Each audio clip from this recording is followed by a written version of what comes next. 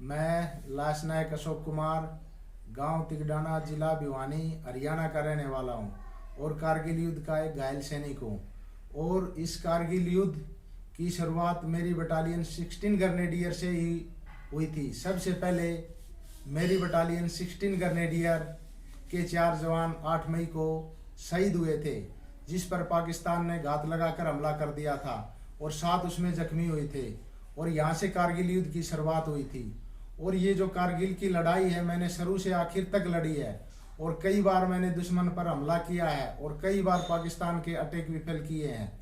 विशेषकर मैं उस युद्ध का जिक्र करना चाहूँगा। 26 जुलाई को अपना पूरा देश ऑपरेशन विजय दिवस मनाता है।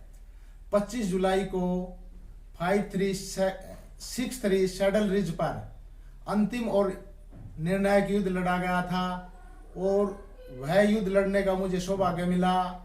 24 जुलाई को मेरे को आदेश मिला, मैं सूबेदार ईश्वर साहब की टीम में LOC पर पोजीशन लिए हुए था और दुश्मन का मुकाबला कर रहा था। वहाँ से मेरे नाम का चयन हुआ। हमारी 30 साथियों की एक टीम तैयार की गई अंतिम हमले के लिए और 24 जुलाई को हम गोला बारूद अम्नेशन लेकर 5-3-6-3 सैडल रिज पर हमले के लिए चले। लेकिन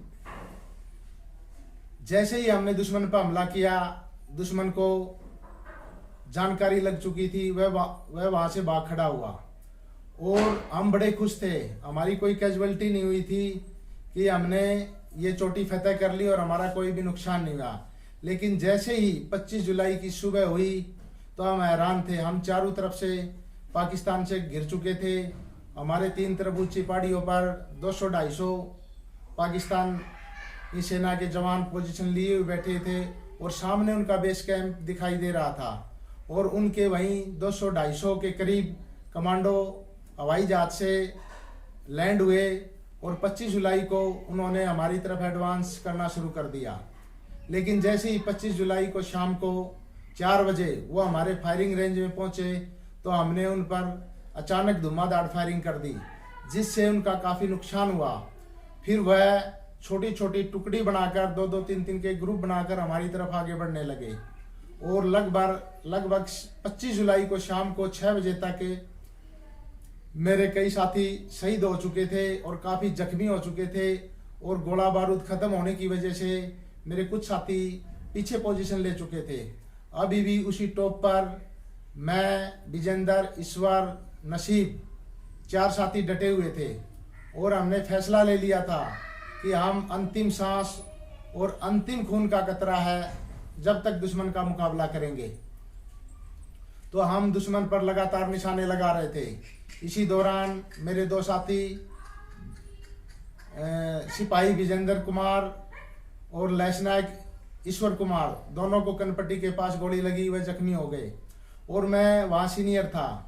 फिर मैंने निर्णय लिया कि इनको नीचे भेजा जाए री एनफोर्समेंट के लिए, लेकिन उन्होंने मना कर दिया। फिर मैंने उनको डराया, धमकाया, समझाया, फिर वो नीचे जाने को तैयार हो गए और फिर वो नीचे चले गए। इसी दौरान मैं दुश्मन पर काफ़ी निशाने लगा रहा था।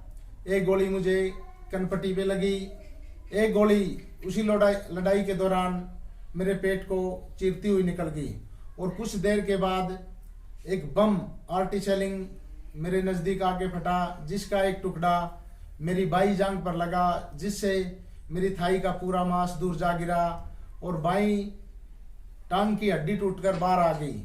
फिर वो जो मेरे साथी थे उन्होंने मेरे को पट्टी वगैरह बांधी और फिर वो वहाँ से चले गए।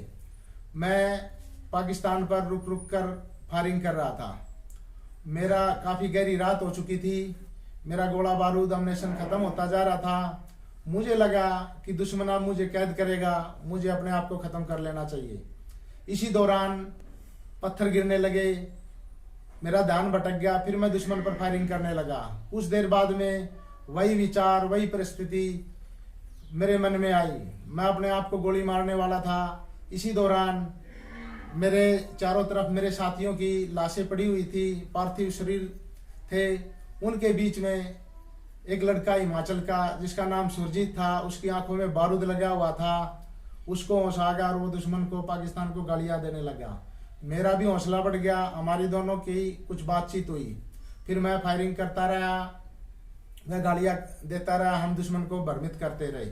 इसी दौरान सूबेदार रघुवीर साहब की एक पार्टी आई नीचे से, हमारी कुछ बातचीत हुई, लेकिन सूबेदार रघुवीर साहब की पार्टी पर भी भयंकर फायरिंग हुआ। सूबेदार रघुवीर और उस पार्टी में से 8-10 जवान जख्मी हो गए और गोला बारूद खत्म होने की वजह से वो भी पीछे पोजीशन ले चुके थे। अब मैं अकेला दुश्मन पर रुक रुक के फायरिंग कर रहा था, मेरे शरीर का काफ़ी खून बह चुका था। तो फिर मैंने देखा कि मेरा एम्युनिशन ख़त्म होने वाला है, मेरी गोलियां लगभग ख़त्म हो चुकी थी। फिर मैंने निर्णय लिया, मेरे पास 4 ग्रेनेड बचे हुए थे, मैंने 2 पाकिस्तान पर फेंक दिए और 2 की पिन निकाल कर हाथ में ले लिया और यही सोच लिया जैसे ही पाकिस्तान मेरे नज़दीक आएगा मैं खुद भी शहीद होऊंगा और इनको भी साथ लेके मरूंगा। और ऐसे मेरी पूरी रात निकल गई और सुबह होगी। मैं इंतज़ार करने लगा कि इंडिया की तरफ से कोई मदद आएगी, लेकिन एक समय ऐसा आ गया, शायद इंडिया ने मान लिया था ये पोस्ट पाकिस्तान पे है और पाकिस्तान समझ रहा था ये पोस्ट इंडिया पे, दोनों देश वही फायरिंग करने लगे। लेकिन उस दौरान मैं मजबूत पोजीशन में था, बचाव था मेरा। कुछ देर के बाद में फायरिंग बंद हुई। मेरे 4 साथी नरेंद्र पूनिया, राजकुमार, राजेंद्र और यूसुफ आए, डेड बॉडियाँ उठानी थी। वो जो मेरा साथी सुरजीत घायल हो गया था उसको लेके चलने लगे। फिर मैंने हिम्मत करके आवाज़ लगाई, मैं जिंदा हूँ, मुझे पानी पिलाओ। उन्होंने मेरे को पानी पिलाया, मेरे शरीर में सेंस आया। वो ग्रेनेड ड्रॉप कर दिए, धमाका हुआ।